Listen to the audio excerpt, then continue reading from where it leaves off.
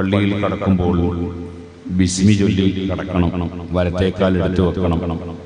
അഷ്റഫുൽ ഖൽഖ് സല്ലല്ലാഹു അലൈഹി വസല്ലം തങ്ങളുടെ പേരിൽ സ്വലാത്തും സലാമും ചൊല്ലണം. പടച്ച റബ്ബിന്റെ കാരുണ്യം ചോദിച്ചുകൊണ്ട് അല്ലാഹുമ്മ അഫ്തഹ് ലി അബ്വാബ റഹ്മതികി എന്ന് പറഞ്ഞുകൊണ്ട് കയറണം. ഇറങ്ങുമ്പോൾ ഇടത്തേക്കാൽ എടുത്തു വെക്കണം.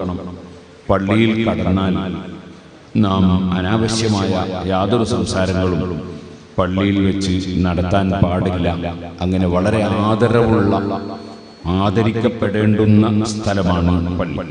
പള്ളിയിലേക്ക് നടന്നു പോകുന്ന ഓരോ ചവിട്ടടികളും മനുഷ്യന്റെ പാപങ്ങൾ പൊറുപ്പിക്കുന്ന ചവിട്ടടികളാണ്, നന്മകൾ രേഖപ്പെടുത്തുന്ന ചവിട്ടടികളാണ്. പള്ളിയിലേക്ക് എത്രത്തോളം ചവിട്ടടികൾ എടുത്തു വെച്ച് നടന്നു പോകുന്നുണ്ടോ അത്രയും അതിന് പുണ്യമുണ്ട്. അതുകൊണ്ടാണ് കഴിയുന്ന സാഹചര്യങ്ങളിൽ വാഹനത്തിൽ പോകുന്നതിന് പകരം നടന്നുകൊണ്ടാണ് പള്ളിയിലേക്ക് പോകേണ്ടത് എന്ന് പണ്ഡിതന്മാർ രേഖപ്പെടുത്തിയിട്ടുള്ളത്.